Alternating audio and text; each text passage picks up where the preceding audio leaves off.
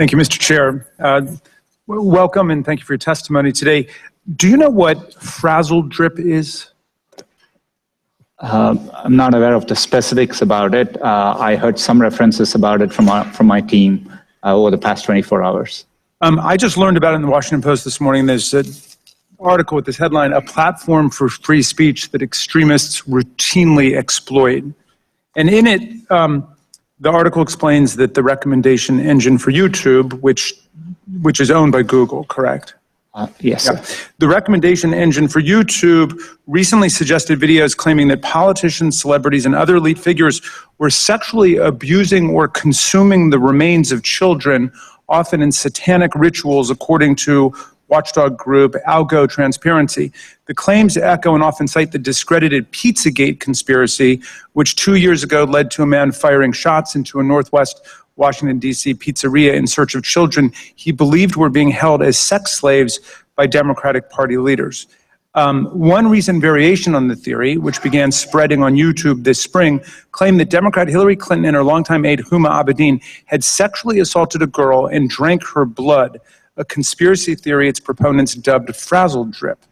Now, the article goes on to describe how this frazzle drip conspiracy is all over YouTube, and some of the frazzle drip clips purport to show grainy images of Clinton and Abedin committing crimes and speak of invoking the death penalty. One video, which has been viewed 77,000 times and remains online today, has a voiceover that says, "Will these children become the dessert at the conclusion of the meal?" So, and this is just one example that they use of extreme right and paranoid conspiracy groups using YouTube as a place to trade their videos and to promote propaganda.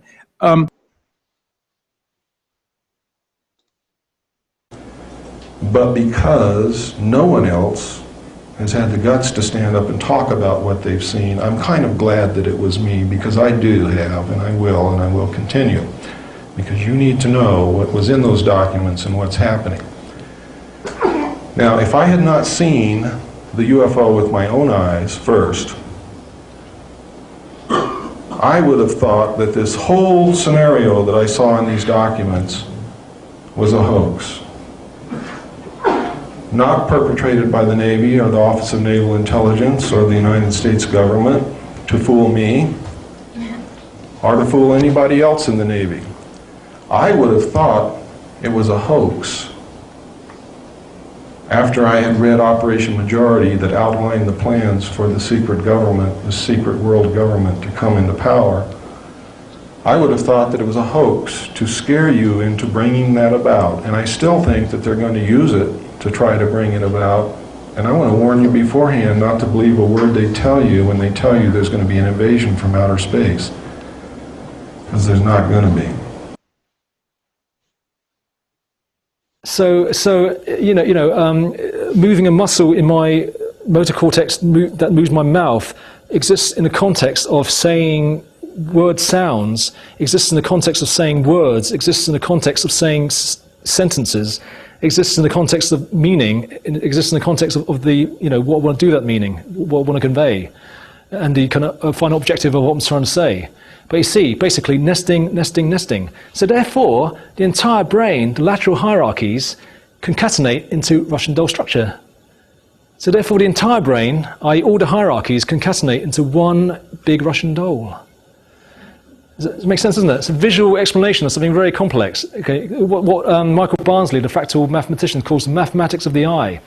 Not only is, just quickly go over, not only is brain structure fractal, Russian doll-like, but also brain process is also completely fractal. So the process of the brain is also completely fractal. I'll tell you why.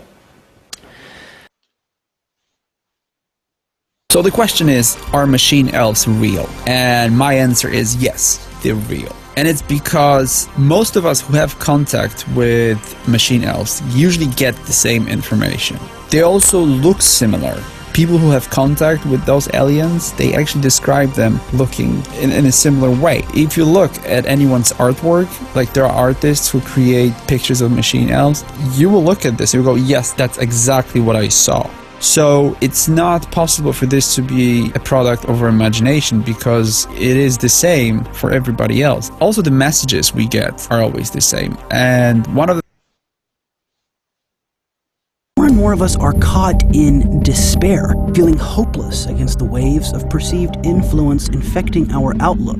And this is partly the case because most of us are stuck living inside our own reactions to a media news cycle that grabs hold of our perception, making us feel as though our society is getting worse and worse. And maybe it is. Maybe the fights we see occurring so often on the streets and the massacres erupting around us are indeed a sign of a collective disjuncture resting inside the minds and hearts of all of us. But if that's true, what then is the solution? Is there another framework we can look at the world through? One that exchanges the pointing finger of blame away from the outside and toward myself. The necessity. What is your company policy on that, and are you trying to deal with it?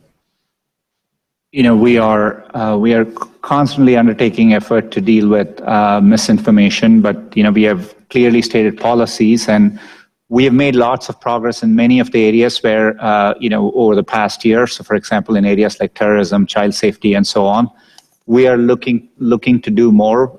You know, this was a recent thing, but I'm committed to following up on it and making sure we are evaluating these against our policies. But Yeah. it's an area we acknowledge there's more work to be done, and you know, and we'll definitely continue doing that. One of the videos discussed included images of a body on a table before restrained children and of Hillary Clinton with a bloodied mouth and fangs claiming that she and Abedin drank the blood of their victim. That was removed, but then another consisting of an exact copy of the video remained online, or apparently remains online. I mean, is your basic position that this is something you want to try to do something about, but basically there's just an avalanche of such material and there's really nothing that can be done, and it should be buyer beware or consumer beware when you go on YouTube?